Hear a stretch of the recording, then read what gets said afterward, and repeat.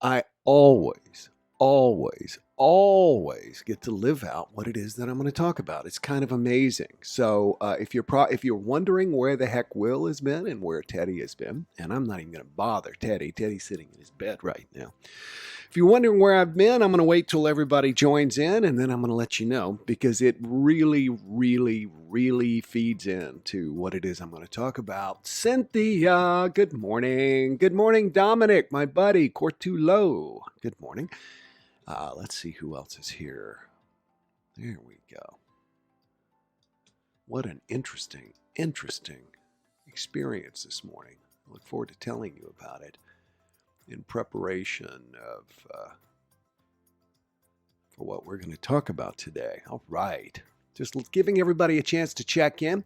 Teddy is not with me right now. He is with me, but he is lying in his bed, and I don't want to disturb him because he was all ready to go. And then when I tell you what happened, I had to put him out of my lap, which I did. So, all right. I really got it's amazing. If I say we're going to talk about something, the universe goes, okay, well, then you get to live it out first. So, good morning to Michaela Doherty, and good morning to Lisa Bartels. Jerome Johnson is here. Good morning. Good morning to all of my friends. Hillary Hunt Robertson is here. She's a top fan, as is Jerome Johnson. Miyuki Pullman is here. Miyuki is part of our complaint-free meditation group, as is Michaela. I want to show you, well, I'll give it a few more minutes because I want to show you the view we're going to be meditating with today, which sounds a little contradictory in terms or a little dichotomous, but it does make sense. Gail Labadia is here. I like your last name. I don't know why. I just think Labadia is a cool last name, and I hope I'm saying it correctly. Cindy Cahill Benson. Now, if I'm not mistaken, Cindy, you hit 21 days yesterday in the complaint-free life program. I know that what's her name? I'll never forget old what's her name. That's a joke. Trish, who's probably here laughing at the fact that I can't, but I'm almost positive Trish also hit the 21-day benchmark by going 21 days in a row without complaining. If you want to find out more about that, go to acomplaintfreeworld.org. acomplaintfree.world.org. Uh, Get one of our complaint-free bracelets and take the complaint-free challenge. And better yet, join our complaint-free life program, which is a group of people that support one another in the complaint-free life movement. Michael, good morning. Last day at Starbucks. Dude, awesome. That's right. You're retiring. I remember that. Well, we're so glad to have you here, and I hope you take a nice, happy attitude into Starbucks today as a result of being with us and also being in the complaint-free meditation program, which Michael is. So now's a good chance I'll show you every day. I started this contest. Again, I call it a contest. We're not competing. I just invited people to take a picture of what morning looks like at their home and send it, and we would use it as the background so that we would get to pretend we're meditating all together at your place. And it's also fun, especially since many of the people in the complaint-free meditation group are from all over the world, just like those of you who are from all over the world.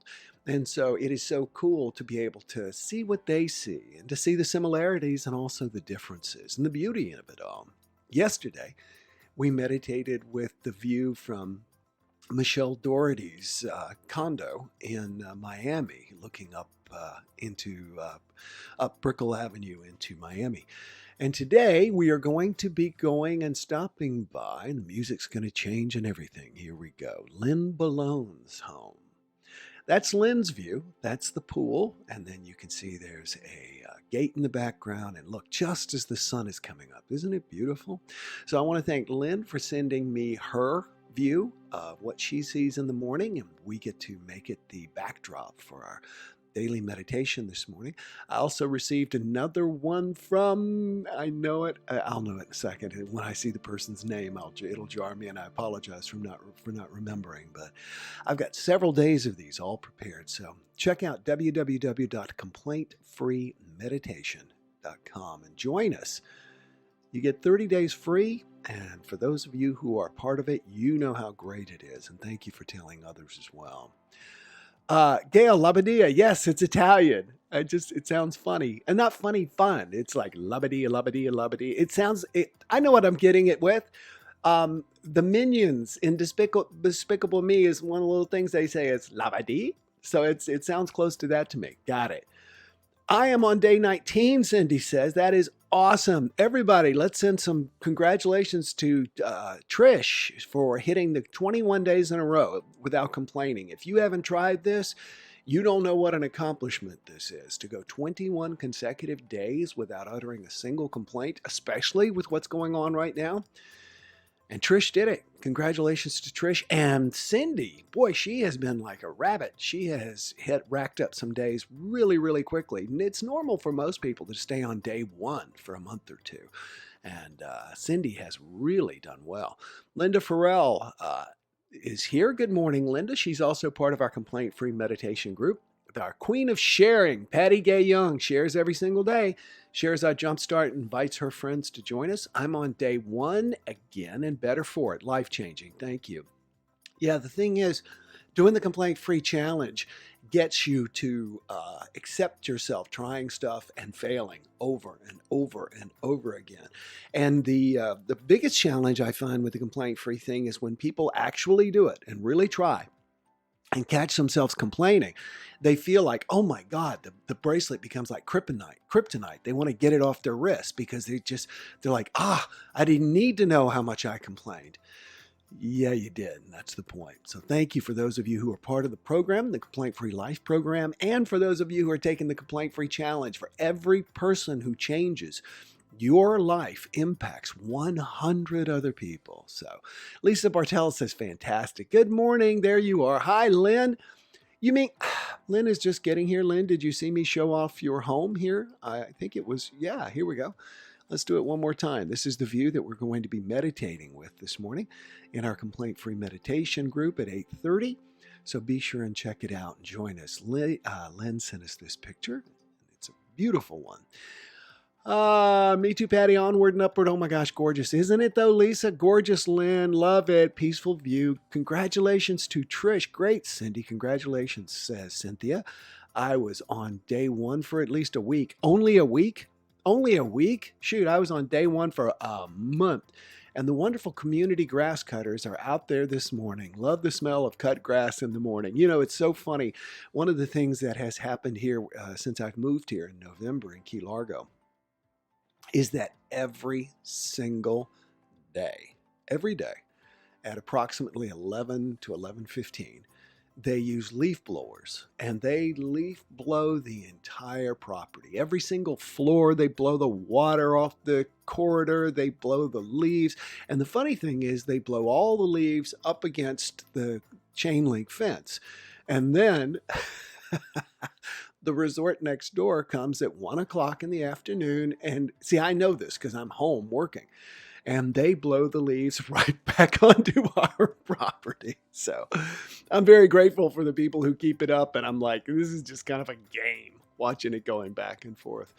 We should have meditation in your backyard, says Lisa. Doesn't that sound great?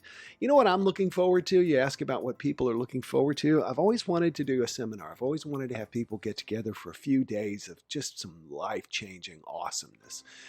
And I'm looking forward to that. I'm looking forward to having you here with me. I'm looking forward to maybe you coming down here to Southern Florida, us doing something in Miami or here in the Keys, and just really having a powerful, transformative time. And so that's something I'm visualizing. So join me in that. I'd love to have you think about coming down here, being with me. Imagine me doing the jump starts with you sitting here, and also the meditation, etc. So it'd be awesome.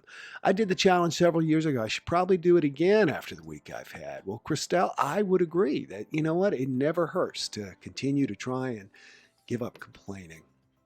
Okay, so I want to tell you what happened to me this morning and why we got off to such a rocky start.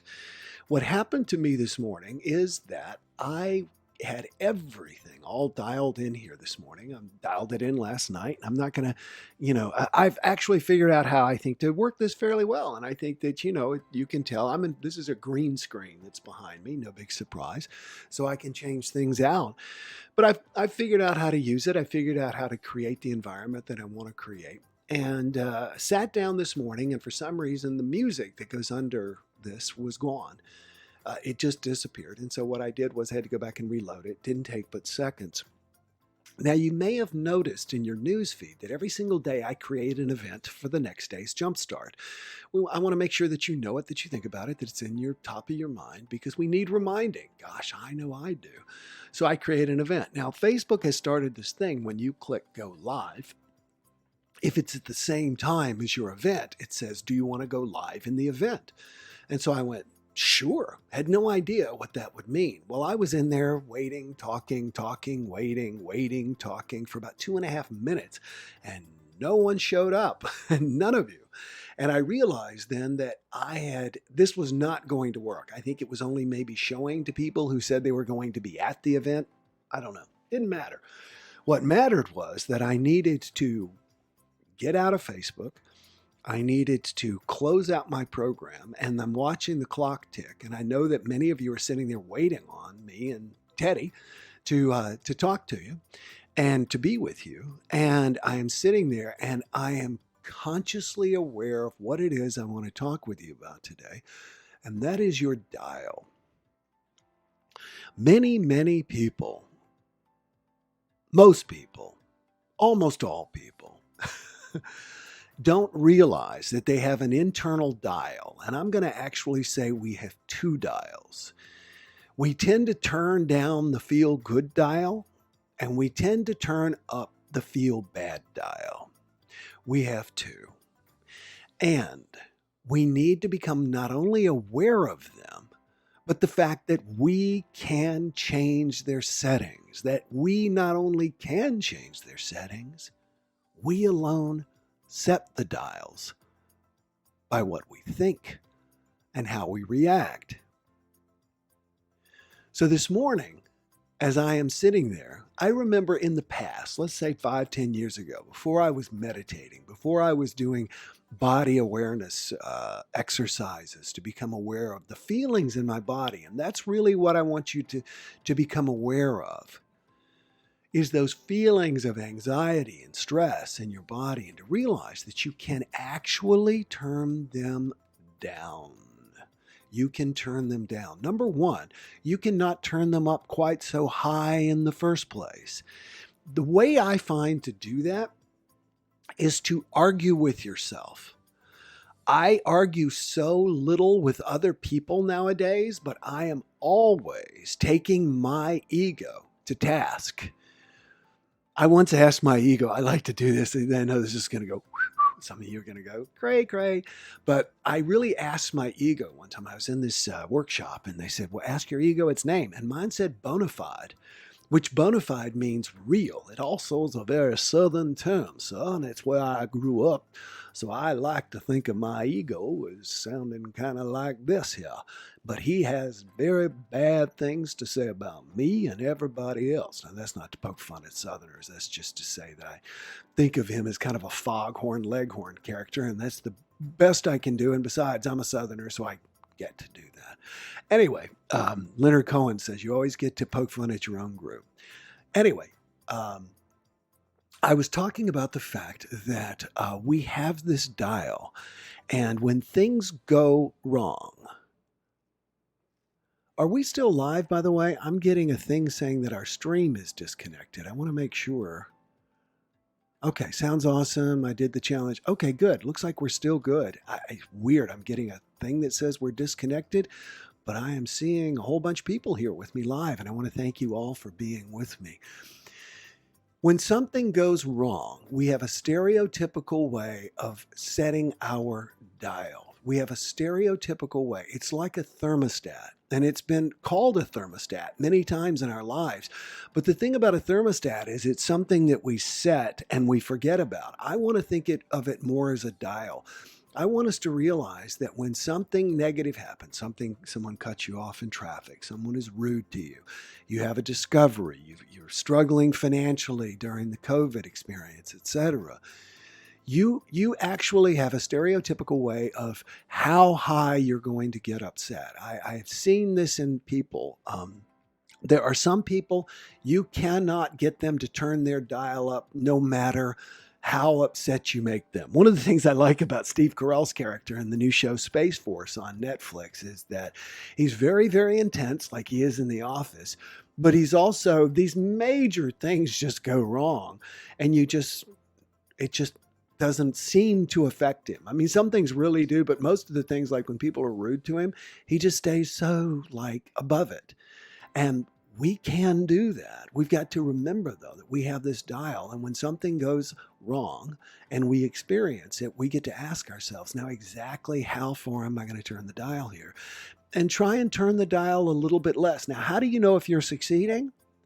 You don't just visualize a dial in your mind. You feel it in your body. You have to then go back and check in your body on a level of 1 to 10. How stressed am I about this situation in my body? It's a feeling. So how am I feeling in my body about this discovery or this situation or this health diagnosis or whatever? How am I feeling in my body? And can I dial it down? And by the way, let me just say this again, and I'm as guilty of it as anybody else. The news media's job is to dial you up. Period. Enrage and engage. Remember, if you upset somebody, you keep their attention. Enrage and engage. I wrote about it in my book, A Complaint-Free World. So we want to be aware of the fact that we have a dial when situations go wrong and be conscious of how high we turn them up. Now, the other thing is, what about the other dial? What about the good dial? Well, I've noticed that when things are going good, we're just kind of like, okay, things are good.